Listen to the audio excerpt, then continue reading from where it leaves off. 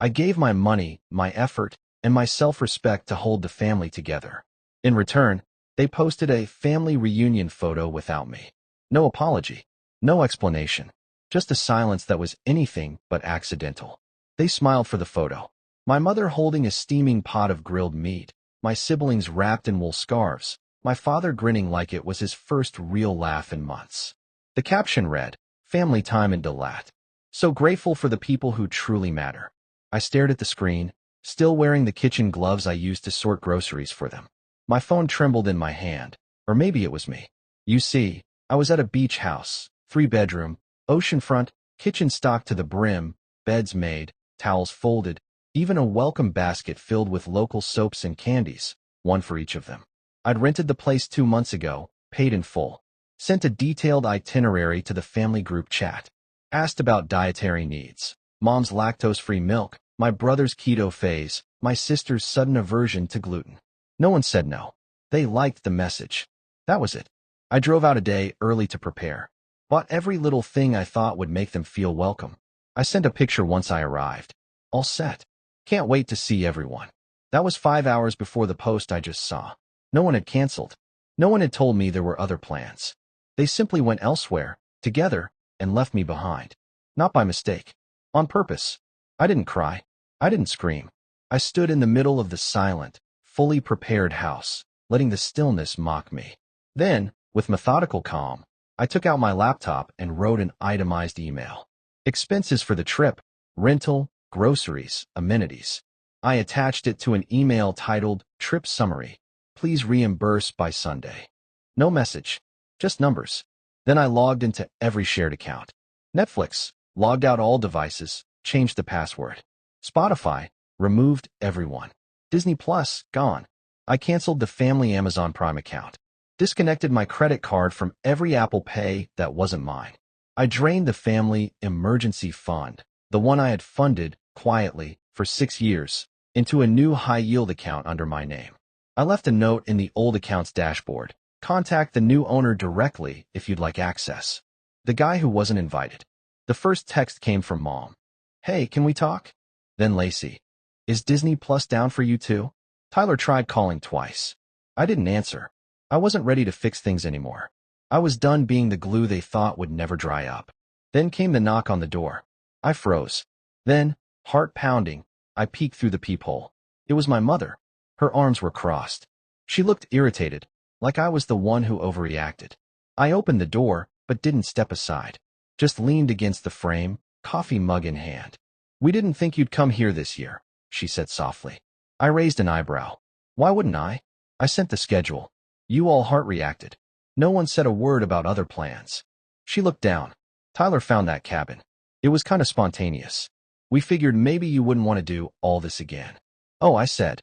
"So now we're pretending Tyler's the messenger?" "I'm not here to argue. It's just, people are upset. You changed all the passwords. Tyler said you emptied the emergency fund. Dad couldn't order his medication." "I didn't take anything," I interrupted. "I just removed access to what I've been paying for, alone, for years. And if that emergency fund was so important, maybe someone else should have contributed to it once in a while." She blinked, caught between offense and guilt. "That's not fair." "What's not fair?" I snapped. "Is being excluded from a family trip and finding out on Facebook. What's not fair is footing the bill for people who mock me behind my back for being too organized.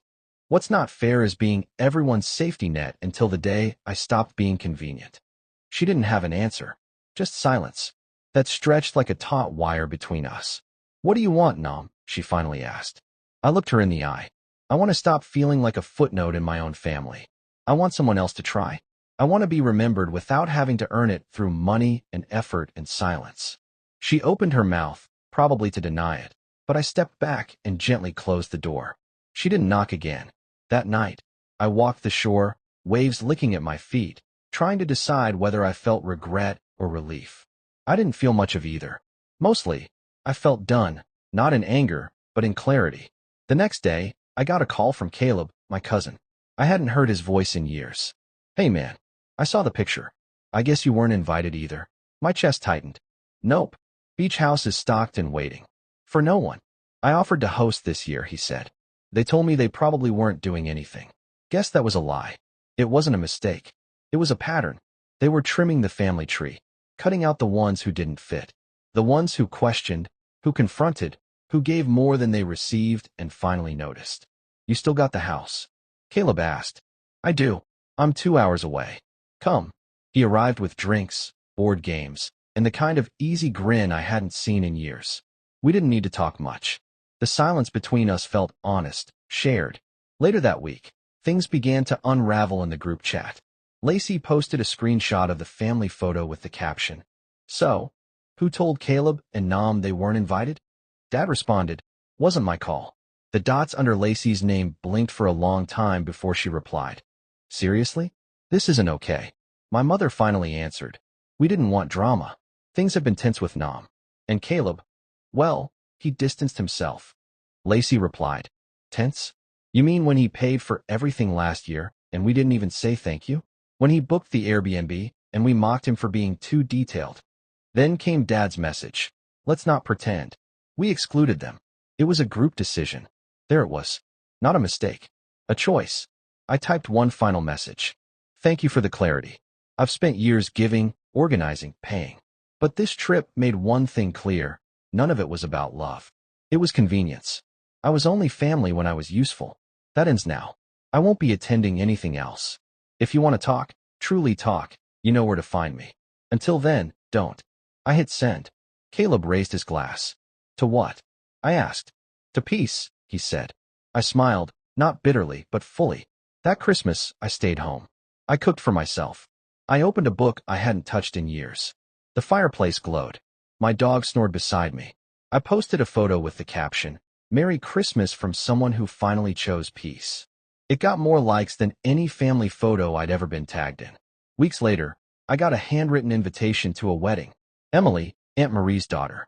You always showed up for everyone," she wrote. "I see that now. I'd be honored if you came." And I did. That spring, we had dinner at Caleb's place.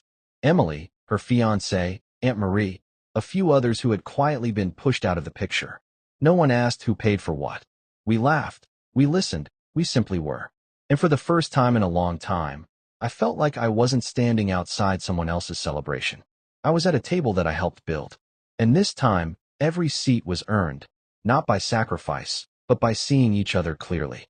No one had to fight for a place. No one had to beg to be remembered. We belonged. Summer came early that year. The days stretched longer, warmer, as if the world itself was offering a second chance. And in a way it was. The wedding was just 2 weeks away, and Emily had asked if I'd consider saying a few words at the ceremony. "Not a speech," she said, "just something real. Something only you could say." I hesitated. Not because I didn't want to, but because I wasn't sure how to speak about love and union while still carrying the weight of betrayal from my own blood. But I said yes. Caleb picked me up the morning of the wedding in a borrowed SUV, laughing at my surprise. "Thought I'd make it easy for you this time," he said. "No more carrying the whole family on your back." The ceremony was held in a sun-dappled garden behind a small vineyard, intimate, imperfect, and full of heart. Aunt Marie wore a pale blue dress and cried 3 times before lunch. Emily looked radiant. And when I stood up to speak, my hands didn't shake. "I used to think family was something you preserved at all costs," I began. "That if you gave enough, forgave enough, carried enough, they'd see you, appreciate you, let you in." I paused, looked at the faces watching. But sometimes, it's not about being let in. It's about realizing you were knocking on the wrong door, and then having the courage to build your own. I looked at Emily, at her new husband, at the little circle we'd formed out of what others discarded. What matters is who pulls up a chair when you're no longer offering anything but your presence. What matters is who stays when the lights are off, when the show's over, and there's nothing left but truth. There were tears, applause, a few nods from strangers who suddenly didn't feel like strangers anymore. That night, as the fairy lights blinked above us and the wine flowed freely, Aunt Marie pulled me aside. "You said what I've been feeling for years," she whispered. "You gave us all permission to stop begging for scraps." I held her hand. "You never had to beg." She smiled sadly. "I know that now." The rest of the evening was laughter and music and dancing barefoot in the grass. Not because it was perfect, but because it was finally real. And for once, I didn't miss what I left behind. Because here, no one needed me to earn my seat. They were just glad I was there. 2 days after the wedding, as I was unpacking at home, my phone buzzed with a name I hadn't seen since that week on the beach. Tyler. I let it ring. Then came a message. Tyler, saw a clip of your speech from the wedding. Emily's fiancé posted it. Can we talk? I didn't answer. Not immediately. I stared at the screen until it dimmed, feeling the echo of years where I was the one doing the reaching out. The one sending reminders, messages, calendars, receipts. The one always making it easier for everyone else. Now he wanted to talk. Now that he'd seen something he couldn't twist or ignore. I left it unread. The next day, a letter came in the mail. Handwritten. No return address. Just my name. It was from my father. His handwriting was stiffer than I remembered. Inside were 2 pages. No apologies, not really. But a story. He wrote about the first time he felt ignored by his own brothers. How he'd spent years chasing their attention, doing things just to be included. He said he'd never realized he was repeating that cycle until he watched me walk away. I didn't fight for you when I should have. I thought silence was neutral. But now I see, silence has a side. I read that line 3 times. He didn't ask me to come back. Didn't say he deserved forgiveness. Just said he understood now why I had to leave. And strangely, that felt more honest than any apology could have. I put the letter in a drawer, not to forget, but to remember that even if it came late, sometimes truth still arrives. The first autumn rain arrived quietly, tapping against my window like it was asking permission to come in. I let it. I made tea, sat on the floor with my dog curled beside me, and for the first time in a while, I opened my calendar with no dread. No obligations. No reminders for family birthdays. No group chat events to coordinate. Just space. But peace isn't absence. It's presence. And that week, I felt more present than I had in years. Then came another message. Lacey, Dad told me about the letter. He's different, Nom. Quieter. I think it shook him. I didn't know what to do with that. A part of me wanted to protect the quiet I'd earned.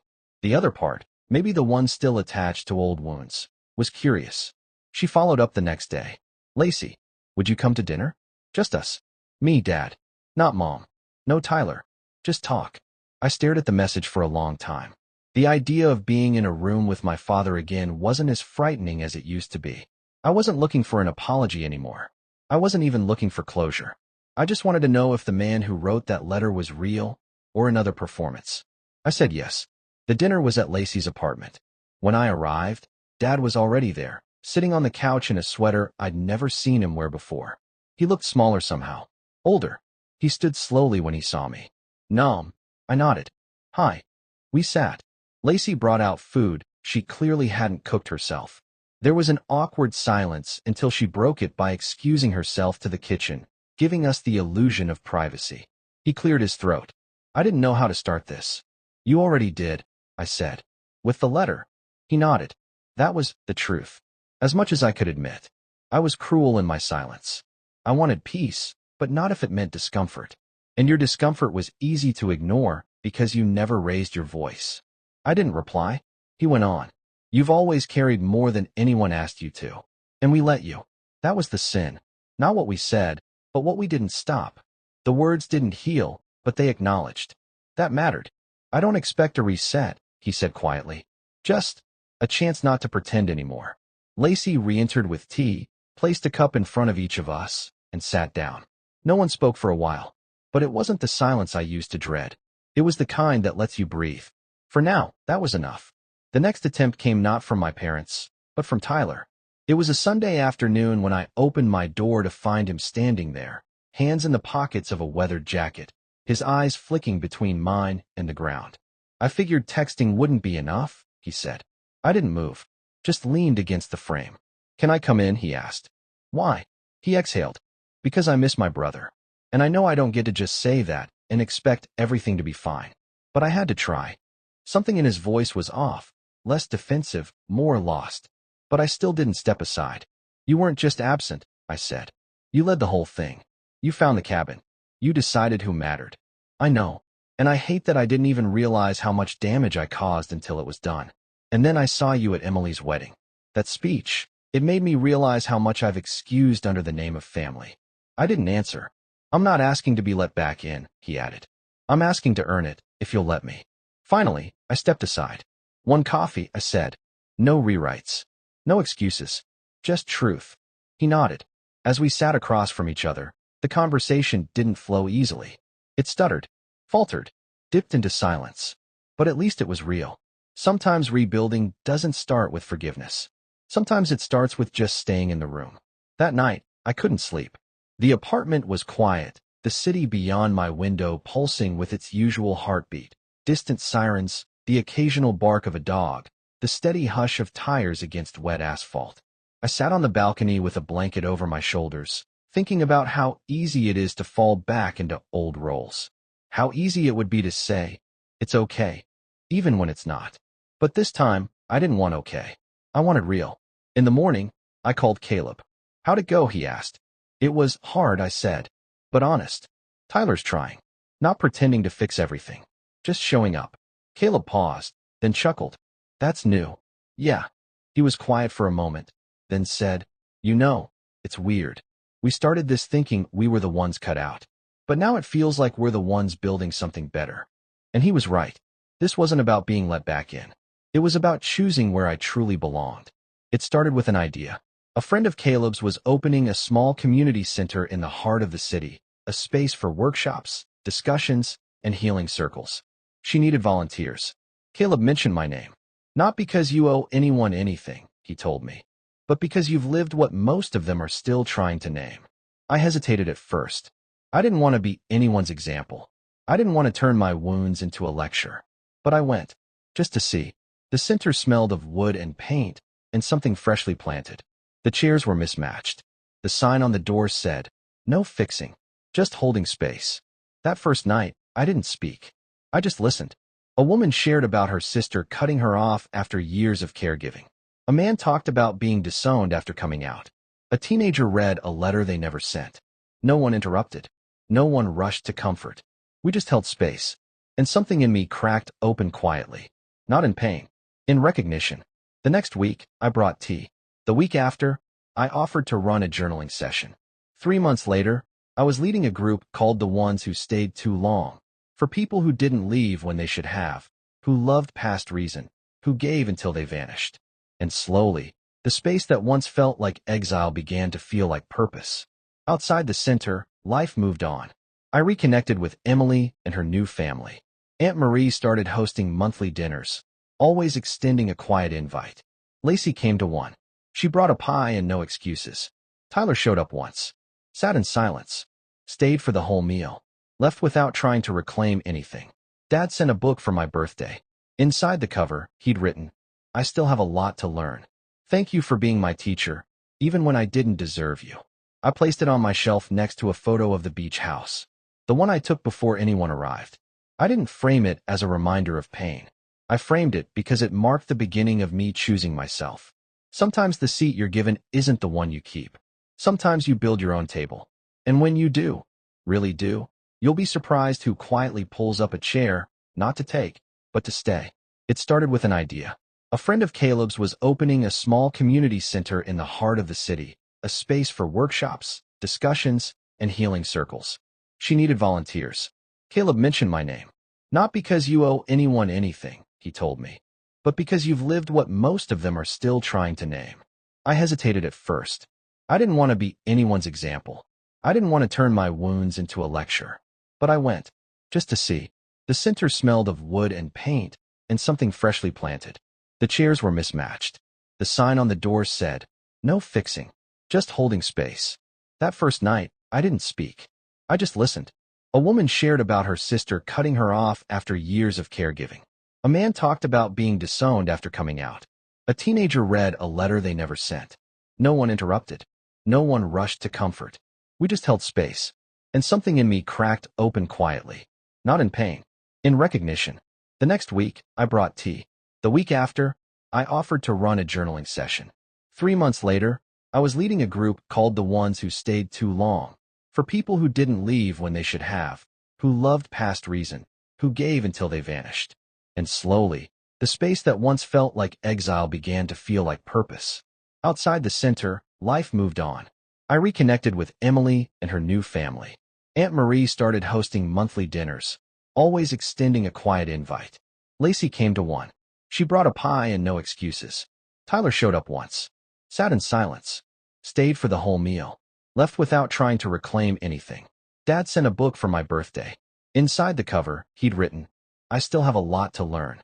Thank you for being my teacher, even when I didn't deserve you." I placed it on my shelf next to a photo of the beach house, the one I took before anyone arrived. I didn't frame it as a reminder of pain. I framed it because it marked the beginning of me choosing myself. Sometimes the seat you're given isn't the one you keep. Sometimes you build your own table. And when you do, really do, you'll be surprised who quietly pulls up a chair, not to take, but to stay.